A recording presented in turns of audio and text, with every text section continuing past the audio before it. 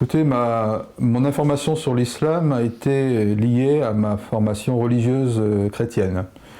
Donc apprendre le christianisme dans ses fondements a été pour moi aussi l'occasion de découvrir les autres religions, et en l'occurrence l'islam.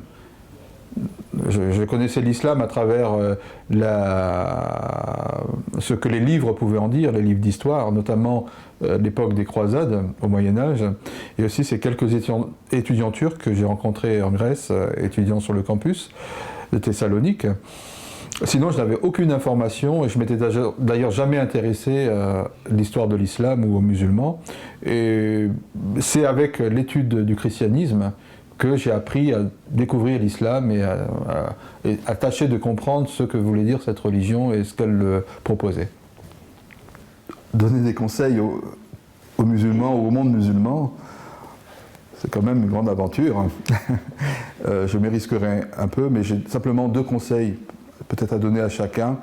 C'est de prier sans cesse et de ne jamais douter de la miséricorde d'Allah. C'est vraiment les deux seules choses que je puis laisser au monde musulman. Et au-delà de tout ce qu'il peut imaginer ou peut faire, je sais que l'Oumma musulmane est une réalité. Même si elle paraît divisée, elle paraît mal en point, elle existe néanmoins, pas seulement en théorie, mais elle peut aussi se constituer. Et déjà, l'Oumma, c'est déjà nous-mêmes, en tant qu'individus. Nous construire nous-mêmes, à travers tous les enseignements du prophète, à travers notre spiritualité, tous les outils qu'Allah nous a fournis finalement pour nous bâtir. Avant de bâtir une communauté, il faut se bâtir soi-même et être un témoin de cette construction. Donc construisons-nous nous-mêmes afin de construire un monde musulman meilleur. Voilà, c'est ce que je pouvais dire sur la manière dont on pouvait parler à des athées, notamment ceux qui nient l'existence de Dieu.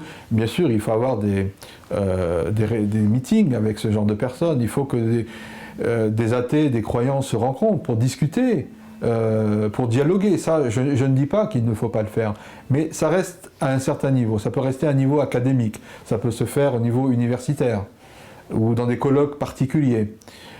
Mais tous ne sont pas universitaires, tous n'ont pas forcément un accès à la science ou un accès aux livres. Beaucoup de personnes ne savent pas lire ou peu lire ou ont du mal à lire.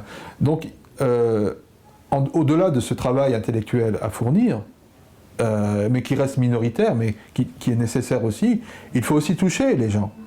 Et je pense que la présence des musulmans, notamment, je pense, moi, en France, la présence des Turcs, par exemple, en France, il y a 500 000 Turcs en France. 500 000 Turcs en France, un demi-million. Que ces 500 000 Turcs, si ils sont tous musulmans et vivent l'islam tel que j'aimerais le vivre aussi, c'est-à-dire tout ce que la religion musulmane donne d'outils et d'atouts pour réussir sa vie en tant que musulman, eh bien ce témoignage-là se verra parmi les Français, les non-musulmans. Et ils viendront d'eux-mêmes, disant « mais c'est quoi cette religion que vous professez? Parlez-moi-en, etc. » Je crois qu'il y aura beaucoup moins de méfiance si il y a aussi du côté à la fois des Turcs, mais aussi des Arabes, ou un peu plus d'ouverture vers l'autre aussi. Pas se renfermer sur soi, parce qu'on vient d'un autre pays ou de notre culture. Il faut aussi oser parler, ouvrir les mosquées, ouvrir les centres aussi, organiser des journées portes ouvertes, pour que la population vienne découvrir ce qu'est l'islam. Il faut aussi que les musulmans ouvrent leurs portes, ouvrent leur cœur aussi. Et voilà, et expliquer, simplement. Les non-musulmans ne sont pas bêtes, c'est des gens qui réfléchissent aussi. Mais, comme ils sont pleins de préjugés, à cause de ce que disent les médias, la radio, l'islam ceci, une bombe par là, un attentat par-ci, donc il y a une certaine abrutissement en quelque sorte de la question, mais au quotidien, je dirais que tout musulman doit ouvrir la porte de son cœur pour accueillir l'autre et lui l'inviter à connaître sa religion, la manière dont il vit sa foi. Pas le contraindre à entrer, pas le contraindre à embrasser l'islam, c'est Allah qui fait ça, qui contraint. Nous ne contraignons personne. Hein, il n'y a pas de contrainte en religion, comme dit le verset. La ikraha fid din. Et cela, ikraha fid-din, est important aussi pour accueillir l'autre et l'inviter à connaître sa propre foi. Donc voilà pour moi les éléments clés, les éléments moteurs pour une bonne dawa. Donc il est vrai que j'avais une image négative de l'islam à travers des préjugés bêtes finalement, mais qui sont aussi liés à mon enfance, aux clichés historiques que l'on répartissait un petit peu partout, que ce soit dans l'enseignement scolaire ou ailleurs. Moi j'étais formé à l'esprit des croisades, donc les croisades ce sont les gentils chrétiens contre les mauvais musulmans. Donc c'est cet imaginaire collectif qui m'a accompagné durant toutes ces années avant ma conversion à l'islam. Et finalement, et comme je le dis encore aujourd'hui, avant de connaître que ce soit un peuple, une idéologie, une théorie ou quoi que ce soit, il ne faut pas écouter les autres, il faut soi-même aller à l'information et en tirer pour soi-même aussi des informations et aussi nous-mêmes analyser les faits tels qu'elles sont et en toute objectivité. Donc je n'étais pas objectif avant, j'ai dit des choses horribles sur l'islam, j'ai critiqué à la fois l'islam, j'ai critiqué le prophète, j'ai critiqué tous les musulmans. Et c'est après ma conversion à l'islam où mes yeux se sont ouverts et mon cœur s'est ouvert, surtout plus mon cœur que mes yeux, sur les réalités de l'islam. Non seulement préalablement à travers sa parole, mais aussi à travers la vie du prophète, sallallahu alayhi wa sallam, mais aussi à la vie des compagnons, de toute l'histoire de l'islam, mais aussi tous les actes de miséricorde, la civilisation musulmane, les grands penseurs, la science, le progrès. Et là, ça allait dans le sens aussi de mon enfance.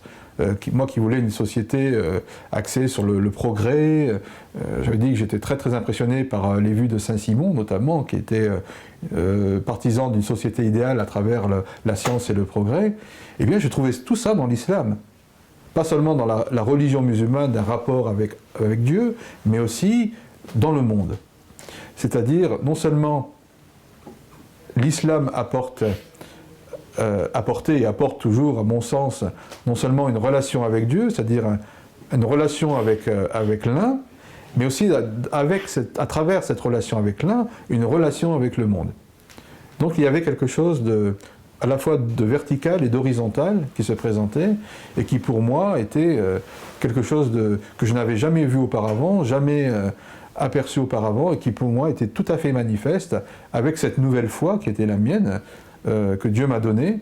Et avec cette foi, en étudiant encore une fois et en pesant les avantages que l'islam dans sa globalité, quand je parle d'islam, c'est vraiment avec un grand I, hein, c'est l'islam non seulement religieux mais civilisationnel, eh bien j'ai vraiment appris à travers toutes ces lectures, ces réflexions, à reconsidérer mes jugements antérieurs et à considérer l'islam comme la véritable religion, dans le sens où, même en français, le mot religion vient d'un mot qui veut dire relier, et ce reliement entre les différentes composantes des personnes, des populations, et cette relation avec Dieu est tout à fait étonnante.